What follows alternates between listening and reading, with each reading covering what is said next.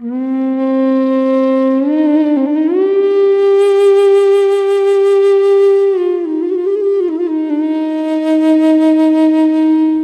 যে আমাদের কর্তব্য আছে, দুটার মধ্যে পার্থক্য আছে। আচ্ছা, পার্থক্য আছে। আচ্ছা, যদি ভগবত আদেশ বা ভগবানের আদেশ, সেটা যদি আমরা সরাসরিভাবে পালন করি, তাতে যদি এটা পুত্রের বিপক্ষে যায় বা তারপরে পিতার বিপক্ষে যায়, সমাজের বিপক্ষে যায়, তাহলে সেই ধরনের ভগবত আদেশও আমাদের পালন করা উচিত। উচিত। হ্যাঁ, হ্যাঁ, আদেশ পালন করা উচিত। হ্যাঁ, কিন্তু যদি এমন মনে হয় যে না, ভগবত আদেশ পালন করতে গিয়ে এখন সামাজিকভাবে কখনো কখনো অনুচিত বলে মনে হয়, যদি কখনো কখনো ভগবত আদেশ পালন করতে গিয়ে অনুচিত মনে হয়, তখন কি হতে পারে? হ্যাঁ, কখনো কখনো এরকম হতে পারে। ঠিক এখানে চতুষ্কুমার, আপনার চতুষ্কুমারকে ব্রহ্মা কি জন্য সৃজন করেছেন বলেন?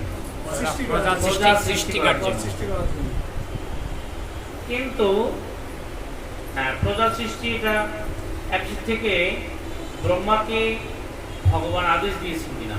দিয়েছেন। ভগবানকে আদেশ দিয়েছেন ব্রহ্মা যে তুমি প্রজা সৃষ্টি করো। আচ্ছা, সেই যাদেরকে সৃষ্টি করবে তারা কি করবে? যাদেরকে সৃষ্টি করবে তারা কি করবে? তাদেরকেও সৃষ্টি করার জন্য নিয়োজিত হতে হবে। কিন্তু এখানে চতুষ্কুমার ঠিক এই যে ব্রহ্মা যে তাদেরকে সৃষ্টি করেছে সৃষ্টি কার্য সম্পাদনের জন্য, কিন্তু চতুষ্কুমার তা প্রত্যাখ্যান করেছে। তাহলে এখানে পিতৃ আদেশ, পিতৃ আদেশ কি? যে প্রজা সৃষ্টি করো, এবং এই সংকল্প নিয়ে সে সৃষ্টি করেছে। কিন্তু চতুষ্কুমার তাদের মানে পিতৃ আদেশ এখানে লঙ্ঘন করেছে। আপাত মনে হচ্ছে যে লঙ্ঘন করেছে, পিতৃ আদেশ লঙ্ঘন করেছে। হ্যাঁ, কিন্তু পিতৃ আদেশ যে লঙ্ঘন করেছে, আসলে মূলত এটা কি জন্য পিতৃ আদেশ লঙ্ঘন করেছে? কোন উচ্চতর ভগবত আদেশের কারণে, নাকি মূলত পিতার প্রতি ঈর্ষা পরায়ণ হয়? উচ্চতর ভগবত কারণটি উচ্চতর আদর্শ কি আছে? এই জগতে যদি কোনো ব্যক্তি জন্মগ্রহণ করে, তার জীবনের মূল উদ্দেশ্য কি? শুধুমাত্র কি প্রজা সৃষ্টি করা, এটা সব থেকে বড় কারণ, নাকি এই জনজগতের বন্ধন থেকে মুক্ত হয়ে ভগবানের কাছে ফিরে যাওয়া বা ভগবত সেবা করা? এখন যদি কোনো ব্যক্তি প্রজা সৃষ্টির কার্যে নিযুক্ত হয়, তাতে যে সময়টা প্রজা সৃষ্টির কার্যে নিযুক্ত হয়ে তাদের দায়িত্ব পালন করবে, তাতে করে ভগবত চিন্তার থেকে তাকে দূরে সরে আসতে হবে। তাহলে সেদিক থেকে ভগবানের মূল আদেশ হচ্ছে কি? যে তারই সেবা করা এবং তার চিন্তায় নিমগ্ন। আর পিতার আদেশ হচ্ছে কি? যে প্রজা সৃষ্টি করা। তাহলে এটা একদিক থেকে সাংঘর্ষিক কিনা? হ্যাঁ, কিন্তু সাংঘর্ষিক হলেও আপাত মনে হচ্ছে ব্রহ্মা এখানে না, এই পুত্ররা তার বিরুদ্ধে আচরণ করছে। কিন্তু তা কি আসলেও ঈর্ষাপরায়ণ হয়ে করেছেন পিতার প্রতি, নাকি আসলেও শ্রদ্ধাপরায়ণ হয়ে করেছে? যখন শ্রদ্ধাপরায়ণ হয়ে করেছে, তখন আর এটাতে তার প্রতি অপরাধ নেই। কেন? তার এই উচ্চতর কোনো আদর্শের কথা চিন্তা করে তার পিতার কথাকেও এখানে অবজ্ঞা আপাতত। আচ্ছা, আমরা যদি আবার বিবেচনা করি প্রহ্লাদ মহারাজ তার পিতার কথাকে অবজ্ঞা করেছেন, পিতার কথাকে অবজ্ঞা করেছেন। অবজ্ঞা করেছেন, কিন্তু উদ্দেশ্য কি? পিতা চায় কি যে সে আরো আসরিক শক্তিতে শক্তিশালী হবে, বলিষ্ঠ হবে এবং ষণ্ড অমর্ত্য তাদেরকে ওই বিষয়ে যথেষ্ট জ্ঞান দান করবে। আর ঠিক সেই জ্ঞানের ভিত্তিতে আরো মানে আমি তো সর্বমত্ত এটা জয় করেছি, আরো বিস্তার রাজ্য বিস্তার করবে। এটা কার উদ্দেশ্য? হিরণ্যকশিপু। জাগতিক ভাবে আরো সমৃদ্ধ হবে, এটা হচ্ছে কার? হিরণ্যকশিপুর মনোভাব। হ্যাঁ, এটা একদিক থেকে পিতা তো চাইবেই যে আমার পুত্র যেন আরো সম্পদশালী হয়, আরো সুখী হয়, সুন্দর স্ত্রী লাভ করে। এটা তো পিতার মানে পিতার আদেশ। হ্যাঁ, কিন্তু প্রহ্লাদ মহারাজ তার আদেশকে উপেক্ষা করেছেন। উপেক্ষা করেছেন কি জন্য? কৃষ্ণভক্তি লাভের জন্য। হ্যাঁ, কিন্তু এটা কি ঈর্ষাপরায়ণ হয়ে পড়েছেন নাকি মূলত শ্রদ্ধাবান হয়ে পড়েছেন? শ্রদ্ধাবান হয়ে। আসলে পিতা কি অকল্যাণ চেয়েছেন? কল্যাণ চেয়েছেন। পিতাকে উপেক্ষা করেছেন এরকম ভাব না। আসলে উচ্চতর কোনো আদর্শের কথা চিন্তা করে সে আরো আপাত অর্থে পিতার কথাকে অবজ্ঞা করছে বলে মনে হয়। কিন্তু বারবার পিতাকে গিয়ে বোঝানোর জন্য চেষ্টা করেছেন, হে পিতা, আসলে আপনি যার প্রতি ঈর্ষাপরায়ণ তিনি ক্ষমাশীল এবং তিনি করুণাপরায়ণ। আপনি যদি তার চরণে আশ্রয় গ্রহণ করেন তাহলে তিনি অবশ্যই আপনাকে ক্ষমা করবেন। যদি আপনি তার ভক্ত হন তাহলে এই জড়জগতের ঐশ্বর্য এটা তো ক্ষণস্থায়ী, তাহলে আপনি আপনার ভগবানের নিত্য আদায় ফিরে যেতে পারেন। কিন্তু তারপরেও এই হিরণ্যকশিপু বুঝতে পারে। ঠিক আসলে এই জগতে সামান্য সামান্য কারণেও কখনো কখনো আমাদের মধ্যে দ্বন্দ্ব ভাব সৃষ্টি হতে পারে, ভুল বোঝাবুঝি হতে পারে। কিন্তু আসলে আমাদের সকলের এই জাগতিক এই দ্বন্দ্ব ভাব এর মধ্যে যদি আমরা আবিষ্ট হয়ে যাই তাহলে ঠিক ওই কারণে যদি কারো প্রতি অবজ্ঞা, উপেক্ষা, ঈর্ষাপরায়ণ হই তাহলে এখানে কি হতে পারে? অপরাধ হতে পারে। কিন্তু উচ্চতর আদর্শের কথা চিন্তা করে, যদি শুদ্ধ ভক্তির কথা চিন্তা করে, কখনো কখনো পিতাকে, যেমন বলি মহারাজ গুরুকে, যদি কেউ আপাত দৃষ্টিতে মানে মাৎসর্যহীন হয়ে খুব উচ্চতর আদর্শের কথা চিন্তা করে যদি কখনো কখনো মনে হয় যে অবজ্ঞা বা উপেক্ষা করছে, তাতেও এটা কি হবে? ভক্তি না অপরাধ? ভক্তিটা হবে। এই জন্য মূল বিষয়টা হচ্ছে যে আমরা যা কিছু করি না কেন অন্তর্নিহিত ভাবটা আসলেও কি হতে হবে? সেটা যেন কার সন্তুষ্টি বিধানের জন্য হয়? কার? ভগবানের সন্তুষ্টি বিধানের জন্য। ভগবান সন্তুষ্ট। যদি আমাদের নিজে ইন্দ্রিয় তৃপ্তির জন্য কোনো সামান্য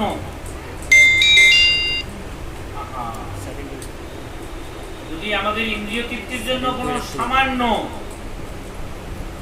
একটা মহৎ কাজও আপাত মহৎ কাজ বলে মনে হয় বলে আমরা মনে করি,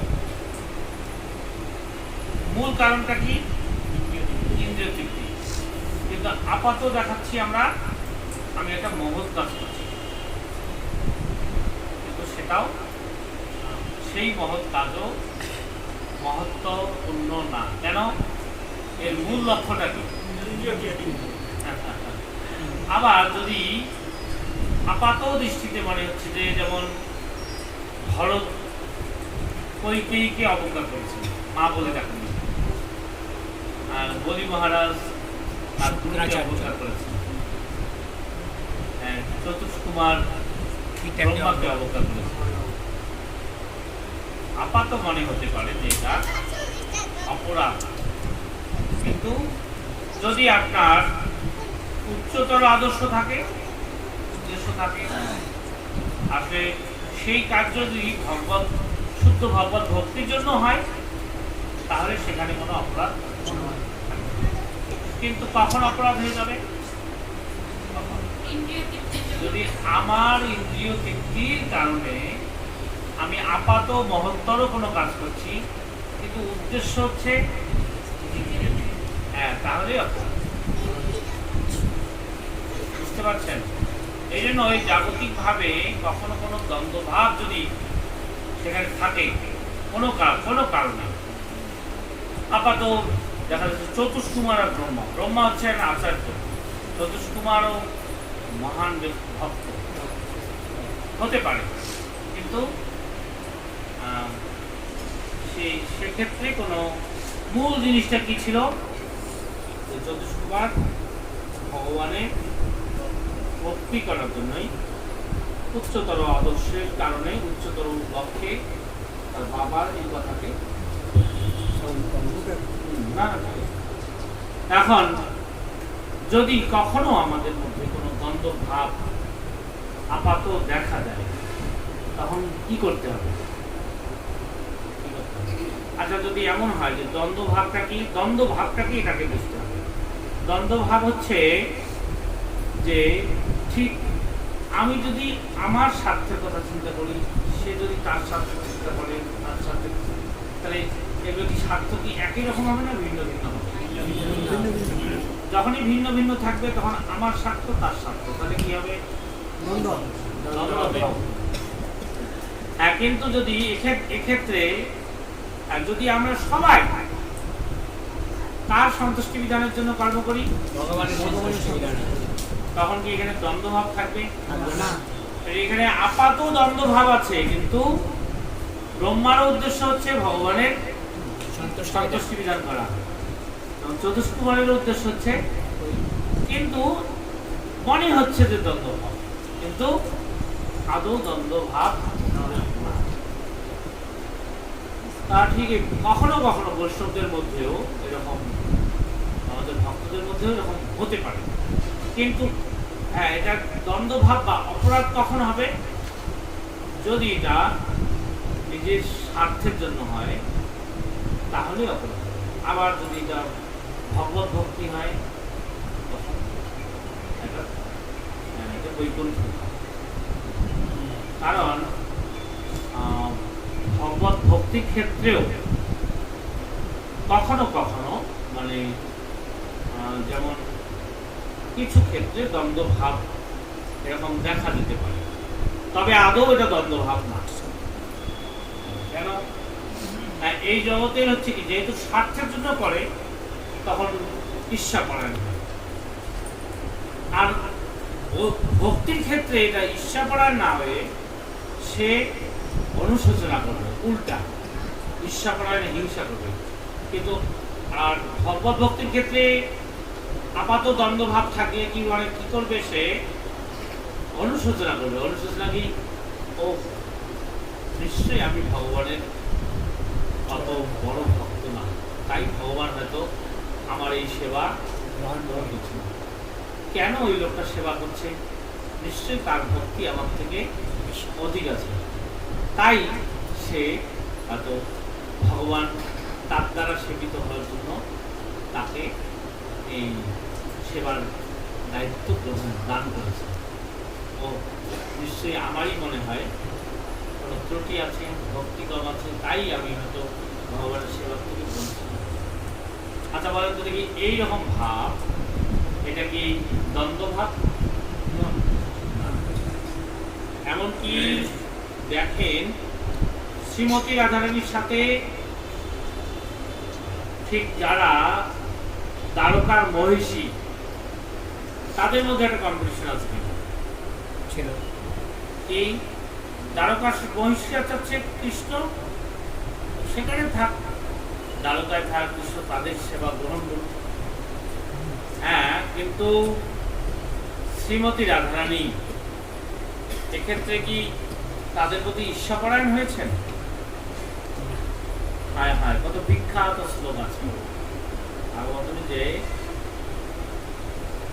এটা রাধারানী বলেছেন যে যদি আমি কৃষ্ণের সেবার যোগ্য হতাম, তাহলে নিশ্চয়ই কৃষ্ণ আমার কাছে থেকেই আমার সেবা গ্রহণ করত।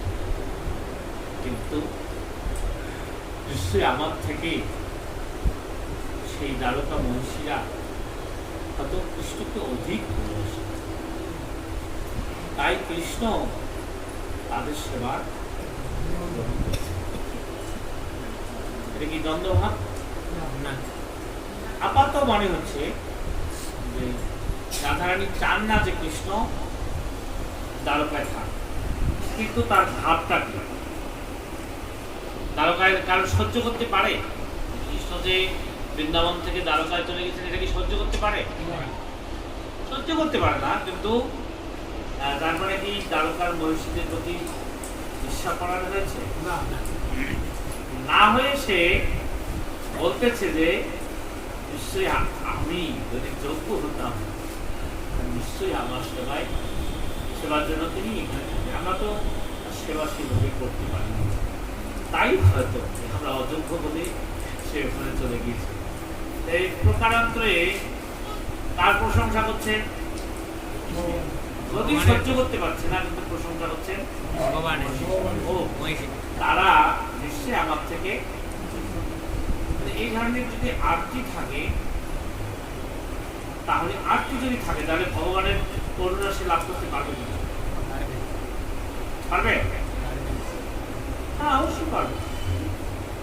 এই জন্য আমাদের কি কখনো এরকম দ্বন্দ্ব ভাবের মধ্যে থাকা উচিত, নাকি সমস্ত কিছুর কেন্দ্রে কৃষ্ণকে রাখা উচিত? যদি আমরা, কারণ আত্ম ইন্দ্রিয় পৃথিবাঞ্ছা তারে বলি কাম, যখন এই আত্ম ইন্দ্রিয় পৃথিবাঞ্ছা আমার নিজে ছুটে তাহলে কিন্তু কাম। এমনকি ঠিক প্রভুপাদ একাধিকবার ভাগবতের বিভিন্ন জায়গায় বলেছেন যে এমনকি যদি আমরা মনে করি যে হে কৃষ্ণ আমি তোমাকে দেখতে চাই, আমি তোমার কাছে যেতে চাই, এই প্রার্থনার মধ্যেও স্বার্থ আছে, মানে আমার স্বার্থটা পূরণ করো, কিন্তু এটা শুদ্ধ ভক্তি না। শুদ্ধ ভক্তি কি? হে প্রভু আমি যেন তোমাকে কখনো ভুলে না যাই, তোমার প্রতি আমার ভক্তি যেন আর তোমার জন্য সেবা করতে পারি। এটা একটা ভাব না, দেখা দিতে হবে।